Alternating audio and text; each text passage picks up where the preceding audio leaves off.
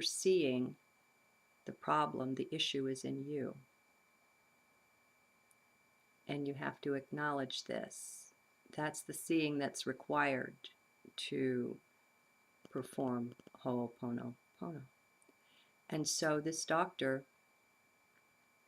when he went into the place, it was pathetic. I mean, they literally had people shackled hand and foot. These were rapists, murderers, and you know, it was typical of the treatment that was considered necessary for the safety of everyone in that environment.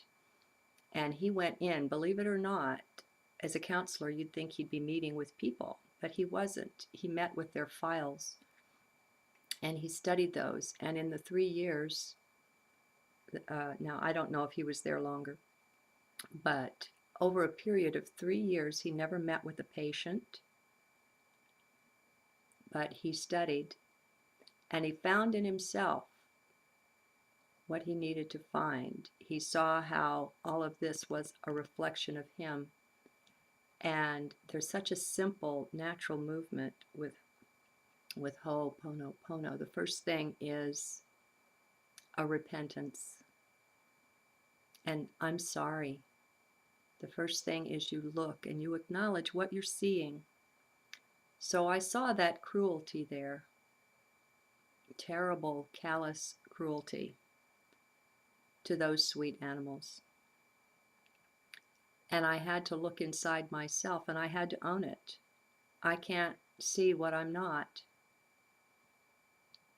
And so, of course, the soul is moved to repentance by the seeing of something terrible. The soul is moved to a sorrow that if you have proper vision, you can acknowledge and you can own that which you're seeing, because all is one.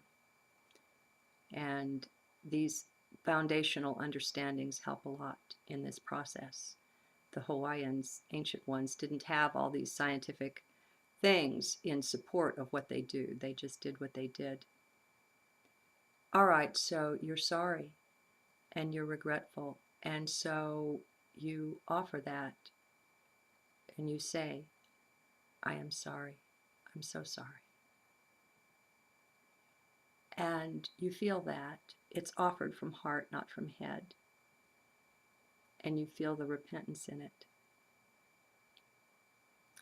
And the next step is, please forgive me. This is a healing that needs to take place. There's been a breakage, a separation that has to be healed. And so you mend what has been broken by asking for forgiveness.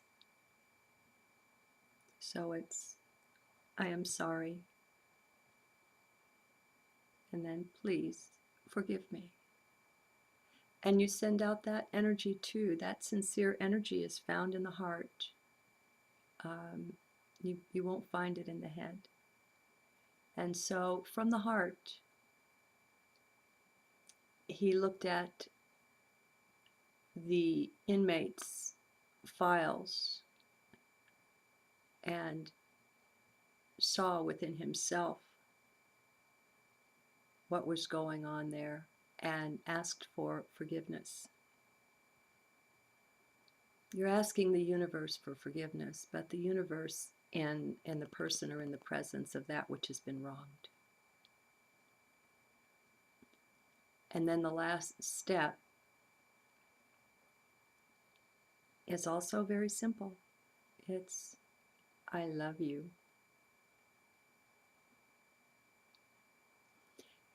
And I won't tell you what flows with that. If you're in heart, you'll know. And then the healing is flowing forward. Now, I told you the situation when Dr. Lin entered. the little video will tell you that each morning before he went to work there, he would do his cleansing, and then he would do it at work.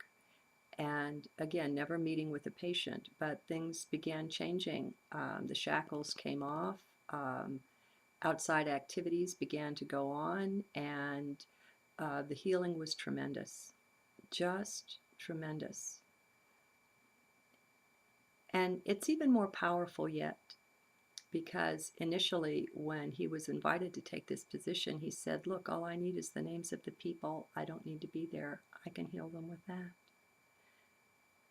But due to security reasons, you know, that wouldn't work. And so he wound up actually being an on-site counselor.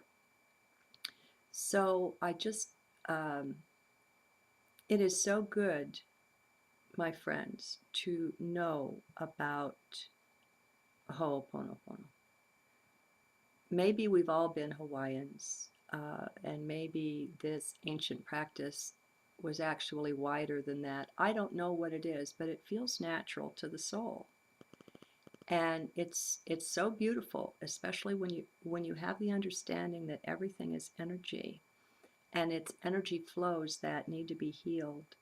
And when you're in heart, you can be in touch with compassion there, not only in my instance for the animals that were being hurt, but for the dear souls who were so sound asleep as to be callous enough to do what they were doing. And you shed a tear for them, because that is so terrible.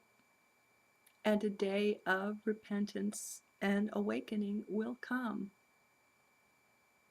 As a reminder, what did Jesus say from the cross? My God, nailed up there. They know not what they do. It is so true, my friends. And this is why we've got to forgive ourselves as well. Forgiveness is really important. Along with owning the whole world, the whole cosmos, and recognizing that what we're seeing is a reflection of self. Now, I know this is big, and it's too big for the mind, so give up on the mind's ability to take you there. The mind can't grok the fact that that tree out there is just as much you as that body you're wearing. And it really is. It's so one that everything else is just a seeming, just a temporary experience. It arises, it falls, it's born, it dies. So I wanted to outfit you, to arm you with this beautiful resource for the heart and for the soul, because you'll find yourself naturally wanting to move in these ways as we gain courage to look at the difficult things.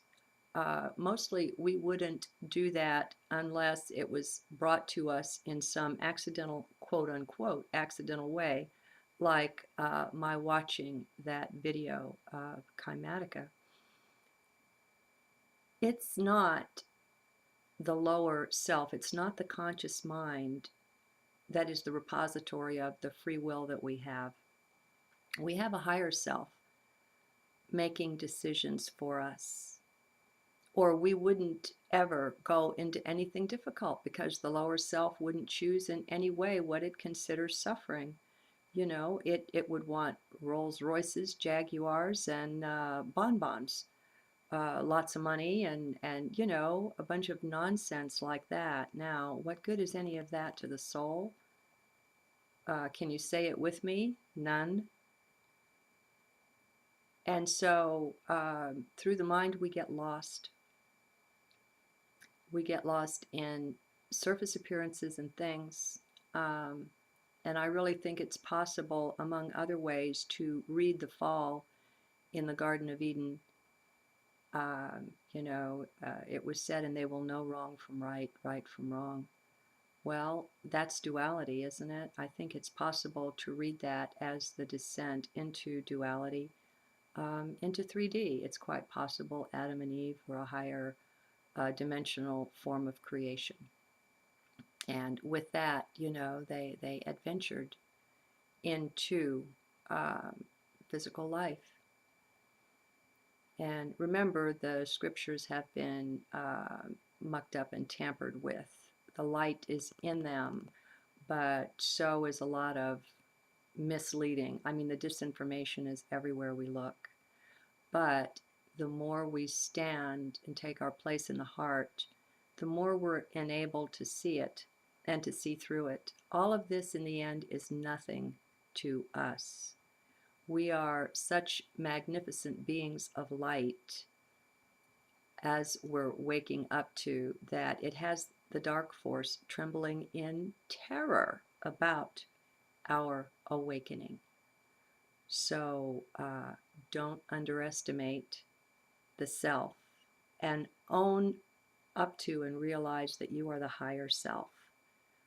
Let's stop identifying with anything fleshy or anything even manifest, and get rid of those beliefs that are in the way of our perceiving that all are indeed one. Blessings and light to you. Have a great day.